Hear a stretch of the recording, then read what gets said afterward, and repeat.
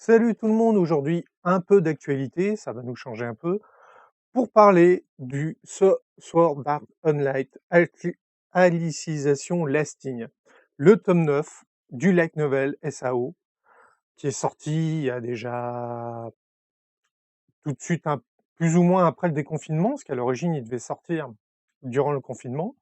Alors j'ai eu un peu de mal à l'avoir, parce que moi j'achète mes livres dans une petite librairie indépendante.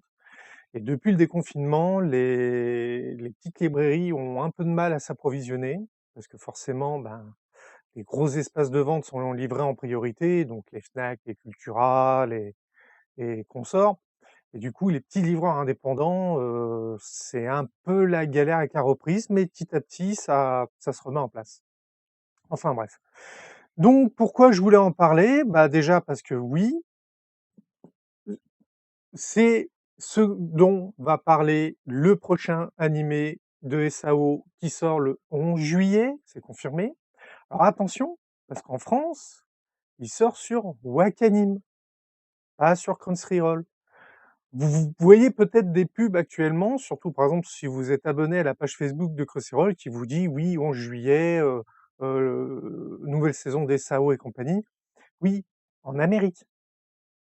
Quand vous allez depuis la France sur le site de Crunchyroll et que vous allez sur la page de Sword Art Online, ça vous met que la licence est bloquée dans votre région. Vous n'avez accès à rien. L'exclusivité en France, elle est chez Wakanim. Chez Wakanim, vous avez toutes les séries. Vous avez aussi bien la première série, vous avez GGO, donc Gungan Online. Vous avez même le Sword Art Alternative Gungan Online, qui est un spin-off de GGO.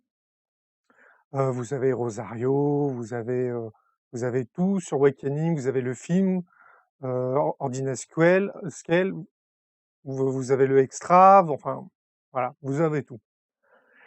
Donc, on va revenir sur le light level, donc sorti chez Olfebe. Donc je rappelle, c'est ce qu'on appelle le format omnibus, ce qui est donc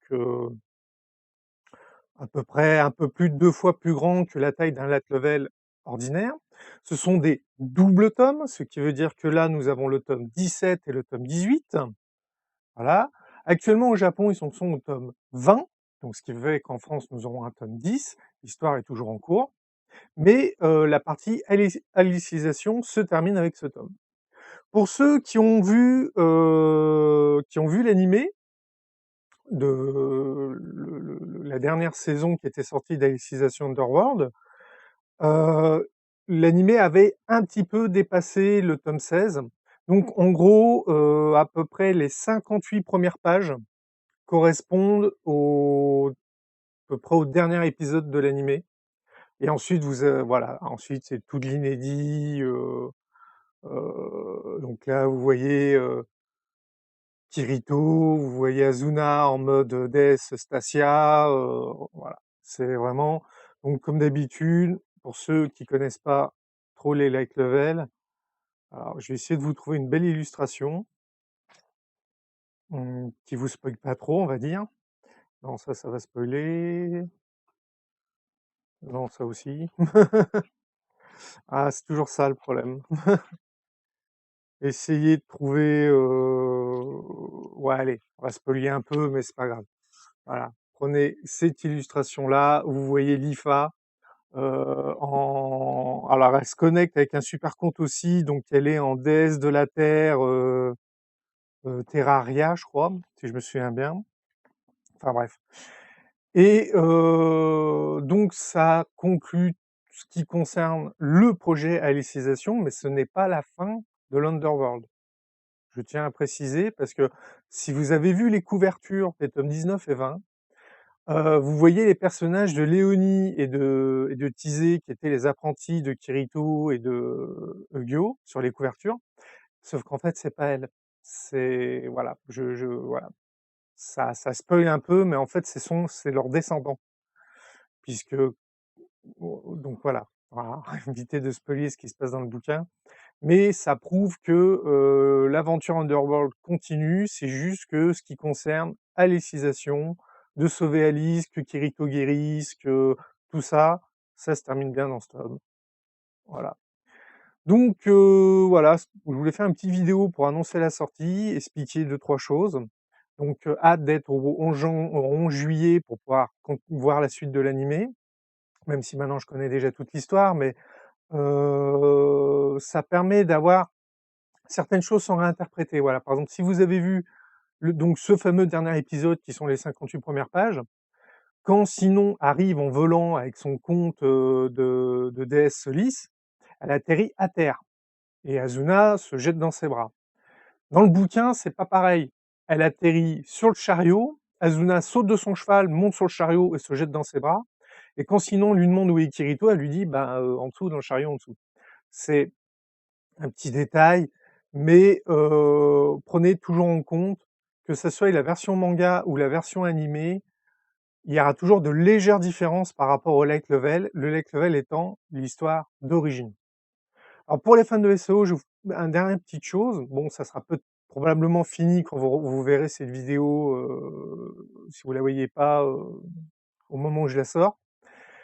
Sur Steam, le jeu SAO donc basé sur l'univers de GGO, sur Gun Gale, il faisait une grosse promo, mettant le jeu à 10 € au lieu de 40, si je me souviens bien.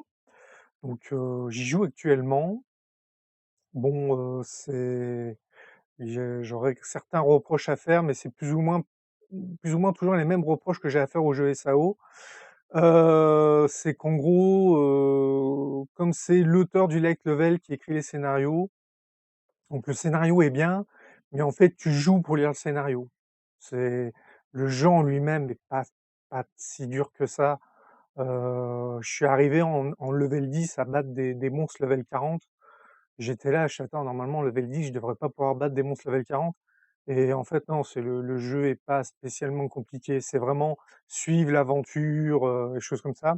Et surtout, vous voyez, à chaque jeu a des nouveaux personnages, et ces nouveaux personnages se transportent toujours dans les jeux suivants. Alors, par exemple, j'ai joué celui qui s'appelait Holo, celui sur PS4, je me rappelle plus exactement le nom, où on doit sauver le PNJ qui s'appelle Première. Et bah, dans ce jeu-là, Première, elle est là. Donc tu es là, tu dis ouais, donc en fait chaque personnage que tu sauves dans les jeux vidéo SAO, tu les retrouves dans les jeux suivants en tant qu'amis qui viennent t'aider et compagnie.